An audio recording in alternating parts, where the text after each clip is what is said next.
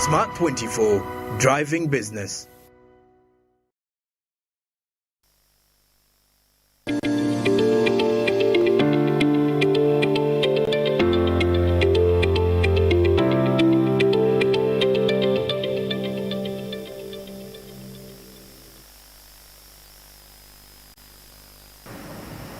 Hello ladies and gentlemen, a very warm welcome to the show.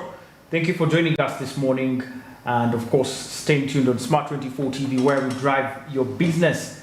This is Financial Markets, the show of course where we gladly bring you updates from the different market segments and get to spot for you some of the different opportunities that are in the financial markets, both local and international markets. My name is Anthony Sebale and I am your host. I'm very happy that you are choosing to join us this morning. Remember, the show is proudly brought to you by Altex East Africa, which is your #1 private stock exchange in East Africa. And of course, Altex under their Zabo initiative, My Money, My Future, are bringing you something new. You can now simply dial *292# and following the prompts, you can be able to register and buy or sell treasury bonds across East Africa. Now, these of course vary in maturity depending of course on the appetite of the investor and of course the time you want to invest. And you can start with as little as 15,000 Ugandan shillings and get that money off of your mobile wallet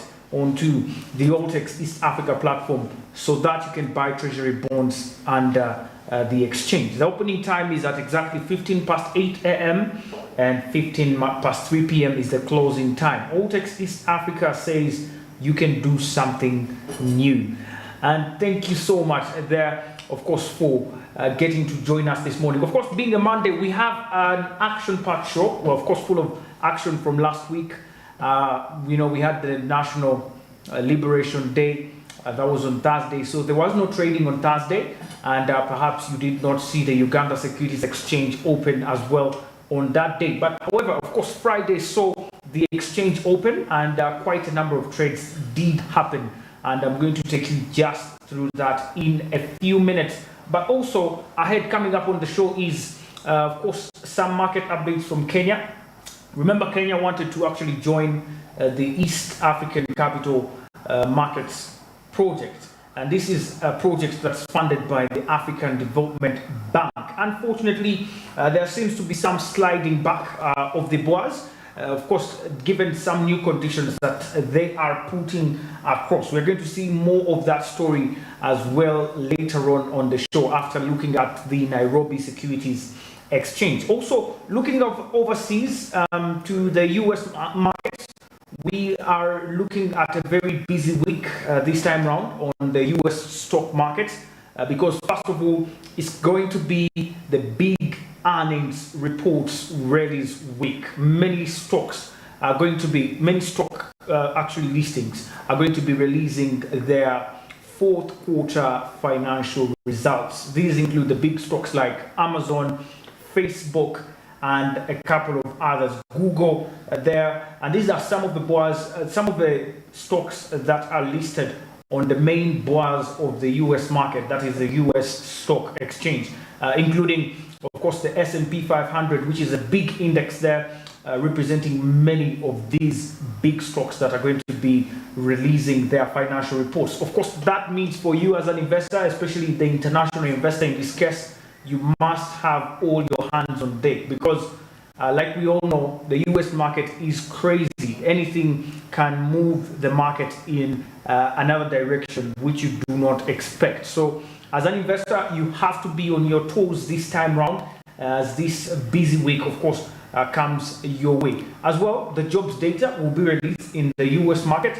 And then another very big event is that on Wednesday, the Federal Reserve Bank of the United States will be sitting for their policy committee meeting. And of course, many economists are saying there could be a rise in the central bank rate of the Federal Reserve Bank, and that could be by over 0.25% or 0.25 points. That means a lot for the market, especially those that are also interested in investing in the treasury bonds and the treasury notes on the US. That will definitely be a big move. So a very busy week ahead, and we are starting it with, of course, the Monday morning opening here on the Uganda Securities Exchange. And my name is Anthony. Remember to follow on Twitter, that is at Anthony Sebale, and get to like the show and get to also share with friends and family. Okay, friends, let's get to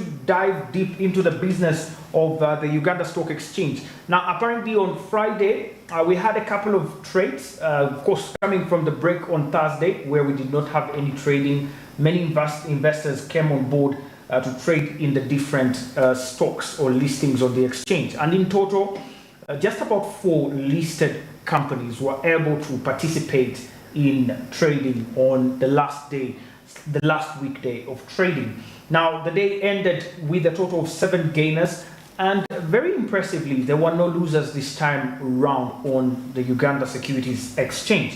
Now, on aggregate, like I mentioned, we had 4 companies participating in the trades, mainly this being, actually all of them being domestically listed equities, with Stanbic Bank Uganda leading the top movers there on the Uganda Securities Exchange. Stanbic Bank traded over close to 103,032 shares on the stock exchange, and it was followed closely by MTN Uganda at 10,500 shares, and Bank of Baroda Uganda as well returned to the market participation with a total of close to 2,900 shares that were traded on the stock exchange. Umeme recorded about 1,600 shares, currently also being one of the biggest gainers in price currently on the Uganda Securities Exchange. And on the gainers side, like I mentioned, we had 7 gainers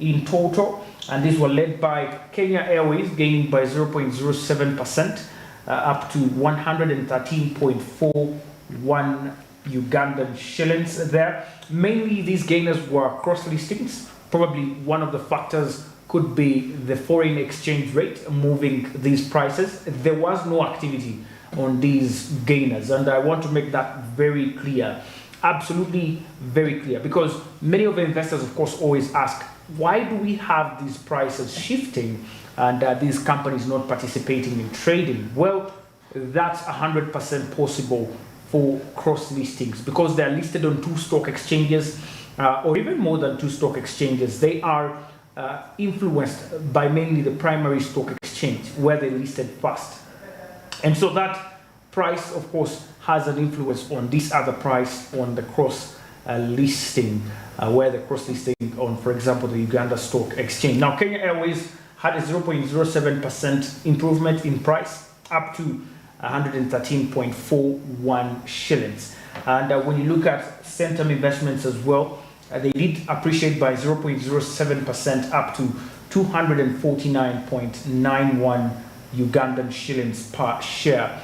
Equity Bank Limited as well had a 0.07% improvement up to 1,360.58 Ugandan shillings. Remember, Equity Bank Limited continues to be the most valuable stock on the Uganda Securities Exchange, currently at a total of 5.12 trillion Ugandan shillings worth of market capitalization.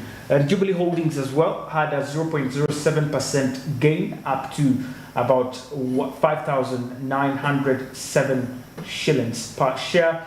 Jubilee Holdings, they are trying to keep up with the 5,000 shillings. And remember last year, one of the biggest losers there from the year-to-date performance was Jubilee Holdings Limited. The company began last year with about a price above 12,000 and ended the year with a price almost less than 5,000 Ugandan shillings. And that was a very, very great slap on the company's back. But currently it's struggling to maintain their price at 5,000 shillings as well.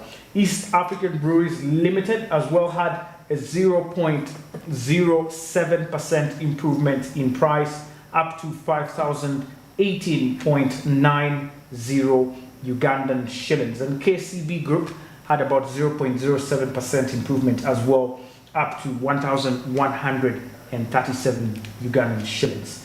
And those were our top gainers for the Uganda Securities Exchange apparently. And looking on the major indexes here on the Uganda Securities Exchange, the all-share index, which tracks the aggregate performance of all the 18 stocks that are listed on the exchange, currently has a gain of about 0.54 points, and this was 0.04% daily gain for the stock index there on Friday. The company stock actually had a total of 1,212 points at the close of Friday trading, representing currently a 1-week gain of close to over 0.11% and a 4-week loss of currently about 0.59% that was registered for the company. Well, remember, this index gives us the aggregate performance, but also our market still lacks that diversification in products. But sooner or later, if our markets grow to the level of, for example, the Nairobi Stock Exchange, we will be looking at products like the exchange traded funds. These track maybe a certain sector or that is listed on the exchange. Maybe we can look at the financial services, or we can look at specifically the mining sector, whatever it is. And so the exchange traded funds, if we have an index for different sectors, they give us a picture of how the average movement of all those stocks in that sector has been. So this is very critical for you as an investor to actually know how the average performance is currently faring. Now, the local company index maintained its value at exactly 274.11 points. Remember, the local company index is also what tracks the aggregate performance of all the domestically listed equities. We're talking Stanbic Bank, Umeme, and the like on the Uganda Securities Exchange. And that's currently, my friend, what's the outlook on the Uganda Securities Exchange. Just a humble reminder, Stanbic Bank Uganda led the top movers with the biggest share of the market on the market volumes on Friday. Over 103,000 shares traded on this stock. And as of course we head into the close of the financial year, it's a very critical time where companies are going to, of course, start getting to release their financial reports. And of course, this could be a time of also you getting to look out for your stocks and how they have performed in the previous financial year. For Stanbic Bank Uganda, just to be a little bit detailed on this one, because it being a top mover also brings us to the attention that in the last 3 months, it's one of the most traded on stocks, coming in the first position via volume. And the company's stock currently is at 21 shillings. You can buy stock at Stanbic Bank Uganda at exactly 21.0 Ugandan shillings. And Stanbic Bank Uganda currently comes in the 5th position in terms of market capitalization. That is the total value of shares that are floated on the Uganda Securities Exchange. Currently, it has about 51.2 billion shares, and these are valued at over close to 1.07 trillion Ugandan shillings. That is on the Uganda Securities Exchange.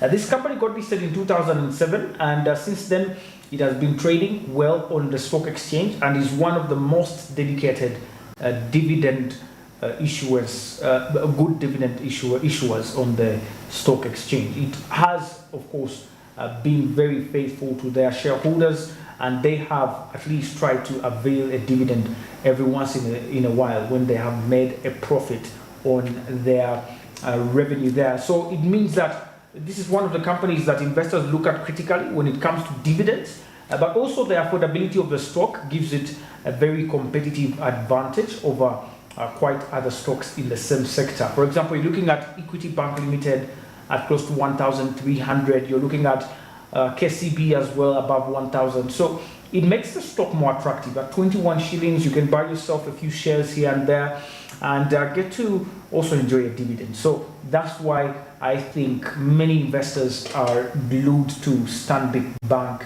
Uganda currently. And my friend, that's of course the trading from the Uganda Stock Exchange. Remember to participate. Simply do one thing: open an account with the Securities Central Depository.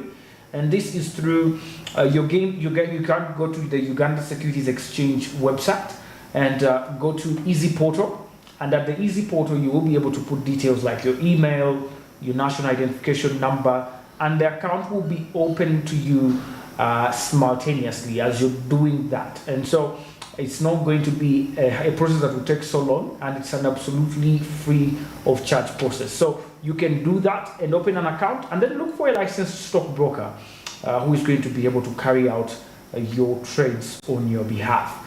And that's it, my friend, from the Uganda Securities Exchange. Now let's get to look into the Nairobi trading and get to see what took place at the Boaz. Of course, the Boaz has had a fair share of the news last week after, of course, getting to put new conditions over them getting enrolled on the East African Capital Markets project, which seeks to integrate the capital markets of the East African countries into one-stop center for all your capital markets requirements that is on the East African continent. However, getting to look into the trading on Friday, the company had 48 listings participate in the trading, ending the day with over 25 gainers and about 9 losers on the stock exchange. Kaptura Tea Company led the gainers with a total of 10% share price appreciation up to about 110.0 Kenyan shillings per share. Crown Paints Kenya also added close to 8.94% of value on their stock, and Nairobi Business Ventures had about 8.31% share price appreciation there on the market. East African Cables added close to 7.53% as well to their stock price. All these means value for the shareholders there in these particular stocks. Now, on the losing side, Car and General had the worst day on the exchange with a total of close to 3.81% share price depreciation, and Stanbic Holdings at 1.75% depreciation in price, and Stanley Fahari Income Re-IT at about 0.63% as well, a loss on the price there in the Nairobi Securities Exchange. Now, Safaricom continued to rally the market on the Nairobi Boaz at a total volume of 622,600 shares in total that was traded. Well, this is a little bit of decline in the volume because of course, the previous days, the last few days of last week, Safaricom was trading in millions of shares, and that means, of course, there was a little decline in the volume generally on the Nairobi Stock Exchange. A total of close to over 66% decline in volume comparing Friday trading to the Thursday trading. As well, this had influence on the turnover on the market with a total of about 23% declining in the turnover as well on the Nairobi Securities Exchange. However, looking at the other side, we did have as well Equity Group Holdings also come out with a big volume of close to 567,200 shares, and Absa Bank of Kenya at over 225,300 shares as well that was recorded. Kenya Power and Lighting Company also had about 223,900 shares traded on the market. Now, currently looking at the indexes on the Nairobi Securities Exchange, we had up to about 0.26 points inching up on the Nairobi Securities Exchange All Share Index. Thank God for the appreciations there of over the 25 gainers on the market, and this was closing at points of about 126.07 in total on the index. Other remarkable indexes like the 20 All Share 20 Index, which tracks the top 20 companies, and the NSE 25, which tracks the top 25 companies, they did appreciate by 0.5% and 0.26% respectively. And that's the trading, my friend, from the Nairobi Stock Exchange. But a top story, of course, coming in from Nairobi is the fact that the Kenya BOAS has been able to table new conditions to regional BOAS integration project. Now, according to a report that was released last weekend, we did have the Kenyan BOAS release a bit of new conditions, and these included procurement of a new or fresh software that would link the stock markets in East Africa, besides asking for clarity from the East African Community Secretariat on the modalities of financing maintenance of the system.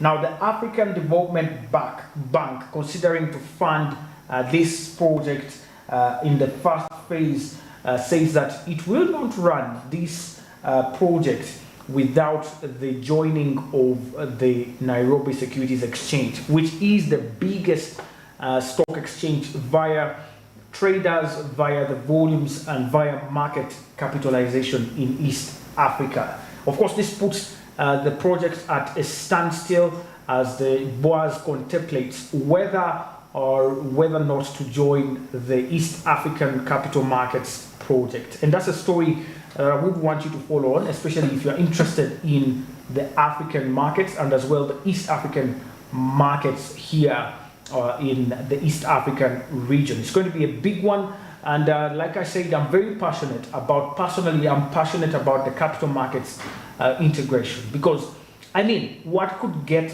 better than you as a Ugandan, as a Kenyan, as a Tanzanian being able to buy shares across East Africa without these barriers of tariffs and other inconveniences that are brought into the market, especially for investors who are trading across borders? That would be priceless. So I pray this actually goes through, but definitely there are things that must be fulfilled in order for us to achieve our goal. Allow me, ladies and gentlemen, to cross over to the USA and get ahead of the busy week of this week's trading. A lot is going to be happening. Now, Wall Street will face one of the busiest weeks all year in the coming week, this week in particular, with earnings from big tech leaders and the Federal Reserve's first meeting and rate decision of 2023, and of course the monthly jobs report for January, all set for release this week. Now, the S&P 500 most highly weighted components like the Alphabet or Google, as well as Apple and Amazon, as well as Facebook parent company Meta, are among the important players that are scheduled to report their fourth quarter financial results through Friday. Now, meanwhile, the Washington, D.C., the federal officials will meet on the 31st of January to the 1st of February and are expected to raise the interest rates by 0.25% in Wednesday's policy decision. A press conference held by the Federal Reserve chairman, that is Mr. Jerome Powell, had about the Wednesday afternoon will offer investors crucial signs regarding the central bank's path forward on rate increment. Now, finally, rounding out the week on Friday morning will be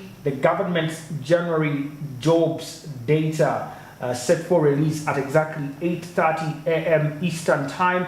And economists expect at least 185,000 jobs were added in the economy last month.